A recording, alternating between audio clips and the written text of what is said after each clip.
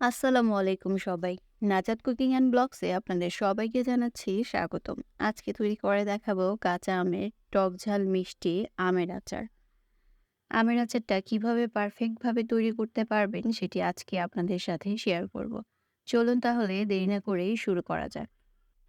প্রথমে আমি এখানে কতগুলো আস্ত কাঁচা আম নিয়ে নিয়েছি। আপনারা আপনাদের পছন্দ অনুযায়ী বা প্রয়োজন অনুযায়ী কাঁচা আমের পরিমাণটা বাড়িয়ে অথবা কমিয়েও নিতে পারেন। তারপর আমগুলোকে খোসা ছাড়িয়ে এইভাবে পানিতে একটু ভিজিয়ে নিয়েছি। তারপর এরকম একটা আমকে আমি ৪ টুকরো করে স্লাইস করে নিয়েছি, এইভাবে আঁটিসহ। এখনো যেহেতু আমের আঁটি পুরোপুরি শক্ত হয়নি, তাই এই আচারটাকে খুব সাবধানে তৈরি করে নিতে হবে।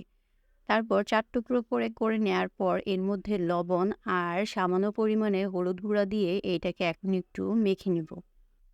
ভালোভাবে মাখা হয়ে গেলে তারপর এরকম একটা চালনির মধ্যে দিয়ে ভালোভাবে এটাকে ছড়িয়ে দিব।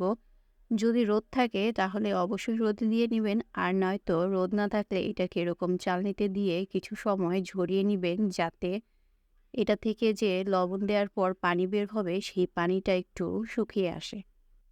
এরপর এখানে আমি ২ কাপের মতো লাল সরিষা নিয়ে নিয়েছি। আপনারা চাইলে হলুদ অথবা সাদা সরিষাটাও ব্যবহার করতে পারেন।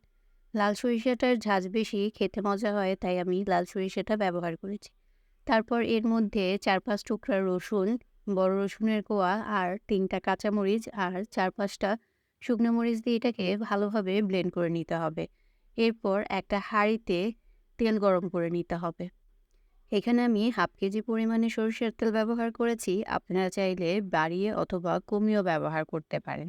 আপনারা যদি ফ্রিজে সংরক্ষণ করতে চান তাহলে সরিষার তেলের পরিমাণটা কম ব্যবহার করলে হবে। আর যদি নরমালি রাখতে চান তাহলে সরিষার তেলের পরিমাণটা বাড়িয়ে ব্যবহার করতে হবে। এখানে আমি মোটামুটি তেল দিয়ে আগে আচারটা করে নিব। পরে চিন্তা করব ফ্রিজে রাখবো নাকি রোদে দিয়ে শুকিয়ে রাখবো। এখন তেলের মধ্যে ২ টা শুকনো মরিচ দিয়ে একটু ভেজে নিয়েছি আর ব্লেন্ড করা সরিষাগুলো এর মধ্যে এখন দিয়ে দিচ্ছি। সরিষাটা দেওয়ার সাথে সাথে দেখুন কিরকম ফুলে একদম ফেনা ফেনা তৈরি হয়ে গেছে। তারপর সরিষাটাকে একটু ভালোভাবে নেড়ে দিতে হবে। সরিষাটা একটু নেড়ে চেড়ে তারপর আমি এর মধ্যে অ্যাড করব ২ টেবিল চামচ লবণ। যেহেতু আমের পরিমাণ বেশি, তাই লবণটা একটু বেশি করে দিচ্ছি। প্রথমে একটু কম ব্যবহার করবেন লবণটা, পরে হয়তো চেখে যদি দরকার পড়ে তাহলে আরেকটু বাড়িয়ে নেওয়া যাবে। প্রথমে বেশি পরিমাণে লবণ ব্যবহার করলে পরে দেখা যাচ্ছে লবণের পরিমাণটা কমানো যাবে না। তাই প্রথমে কম করে দিয়ে পরে আরেকটু করে দিয়ে নেওয়া যাবে। তো লবণটা দিয়ে সরিষাটাকে ভালোভাবে নেড়েচেড়ে মিশিয়ে নিতে হবে। এখন এর মধ্যে চিনি অ্যাড করব। আমি এই বাটির ১.৫ বাটি চিনি প্রথমে অ্যাড করেছি, কিন্তু পরে দেখা গেছে চিনির পরিমাণটা কম হয়ে গেছে। তাই আমি আরও ১.৫ বাটি চিনি পরে অ্যাড করেছি।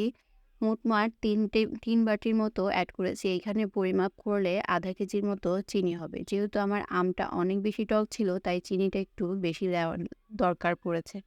তো আপনাদের আমের মিষ্টি অনুযায়ী চিনিটা বাড়িয়ে অথবা কমিয়ে নিতে পারে।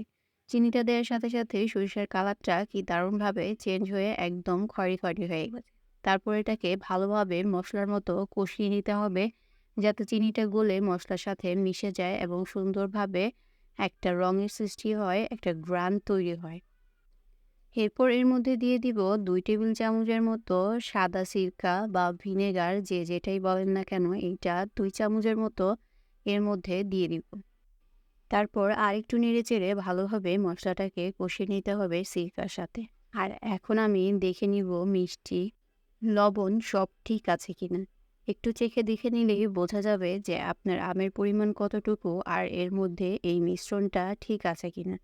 একটু দেখে নিয়ে আমার মনে হইল যে আরেকটু চিনি অ্যাড করা দরকার, তাই এর মধ্যে আমি আরও ১.৫ বাটির মতো চিনি অ্যাড করেছি। প্রথমেই আমি বলেছিলাম যে মোটমাট ৩ বাটি চিনি ব্যবহার করেছি, পরিমাপে আধা কেজির মতো হবে। তো চিনিটা দিয়ে আবার একটু নেড়ে নিতে হবে। যেহেতু এখন চিনিটা দিলাম, তাই চিনিটাকে গলতে একটু সময় দিতে হবে। চিনিটা গলে আসলে তারপর আমি এর মধ্যে আমগুলো দিয়ে দিব। আমগুলো দিয়ে ভালোভাবে নেড়েচেড়ে এটাকে রান্না করে নিতে হবে। যেহেতু আমের আঁটিটা শক্ত হয়নি, তাই আমটাও নরম, এর জন্য বেশি নাড়াচাড়া করা যাবে না। তাই প্রথম অবস্থাতেই ভালোভাবে নেড়েচেড়ে কষিয়ে নিতে হবে।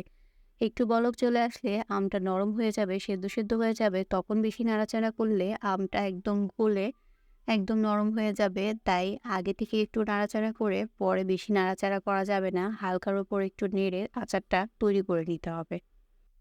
এরপর আমি এখানে দিয়ে দিব পাঁচফোড়ন ফাঁকি। পাঁচফোড়ন ফাঁকিটা দিয়ে আবার একটু আমটাকে ভালোভাবে নেড়েচেড়ে ঢাকনা দিয়ে ঢেকে একটু সিদ্ধ হতে দিব অল্প সময়ের জন্য। বেশিক্ষণ ঢেকে রাখা যাবে না, তাহলে হচ্ছে বেশি নরম হয়ে যাবে। অল্প একটু ঢেকে দিয়ে বলক তোলা হয়ে গেলেই ঢাকনাটা সরিয়ে নিতে হবে। তারপর আলতো হাতে আরেকটু নেড়েচেড়ে এইটাকে নামিয়ে নিতে হবে। বেশিক্ষণ রান্না করা যাবে না, আগেই বলেছি নরম আম গলে যেতে পারে। তাই অল্প একটু রান্না করে নামিয়ে নিতে হবে। চাইলে পরের দিন আরেকবার আঁচ করতে হবে। একবার বেশি আঁচ করলে আমটা ভেঙে যাওয়ার সম্ভাবনা বেশি থাকবে। তাই আজকের জন্য আর করব না, আগামীকালকে আবার একটু আঁচ করে নিব। আর আপনারা চাইলে আঁচ না করে রোদে দিয়েও এটাকে শুকিয়ে নিতে পারেন। এই তো আমি বলে করে রোদে দিয়েছিলাম। এই অবস্থা রোদে দেওয়ার পর শুকানোর পর দেখুন আচারটা একদম সুন্দর রেডি হয়ে গেছে। পারফেক্টলি তৈরি হয়ে গেছে। এখন এরকম একটা বয়ামে বা জারের ভেতরে ভরে আপনি এটাকে চাইলে সংরক্ষণ করতে পারেন সারা বছর ধরে। আপনারা দেখতে পাচ্ছেন যে আচারটাতে একটুও তেল দেখা যাচ্ছে না।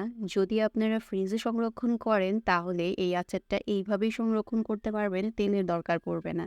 আর যারা বাইরে সংরক্ষণ করতে চান তাদের জন্য হচ্ছে সরিষার তেলটাকে বলক তুলে ঠান্ডা করে তারপর এই জারের ভেতর দিয়ে দিতে হবে। তেল দিয়ে একদম চুবো, চুবো করে রাখতে হবে। তাহলে হচ্ছে আচারটা বেশিদিন ভালো থাকবে। আর মাঝে, মাঝে রোদে দিতে পারলে সেটা হচ্ছে সবচাইতে ভালো হবে। তাই আমি জারের মধ্যে নিয়ে নিচ্ছি। এখন দেখা যাক এটা ফ্রিজে সংরক্ষণ করি নাকি নরমাল সংরক্ষণ করি। যদি নরমাল সংরক্ষণ করি তাহলে হচ্ছে পরের দিন তেল গরম করে তেলটাকে ঠান্ডা করে তারপর এর মধ্যে দিয়ে দিব, একদম পারফেক্ট হয়ে যাবে। আর আচারটা এখনই পারফেক্ট হয়ে গেছে। এতটাই পারফেক্ট হয়েছে বেশি ভাঙেনি। খেতেও মাশাআল্লাহ বেশ মজা হয়েছে। হালকা টক, হালকা ঝাল, হালকা মিষ্টি। তো আপনারা চাইলে এই প্রসেসে বাসায় সহজেই তৈরি করে নিতে পারেন কাঁচা আমের টক ঝাল মিষ্টি আচার। তো ভিডিওটি ভালো লেগে থাকলে অবশ্যই কমেন্টস করে জানাবেন, লাইক এবং শেয়ার করে অন্যকে দেখার সুযোগ করে দিবেন। বেশি, বেশি শেয়ার করবেন যাতে পেজটা বেশি, বেশি গ্রো হয়। আর যদি চ্যানেলটিতে নতুন হয়ে থাকেন তাহলে অবশ্যই সাবস্ক্রাইব করতে ভুলবেন না। ভালো থাকবেন সবাই। আল্লাহ হাফেজ।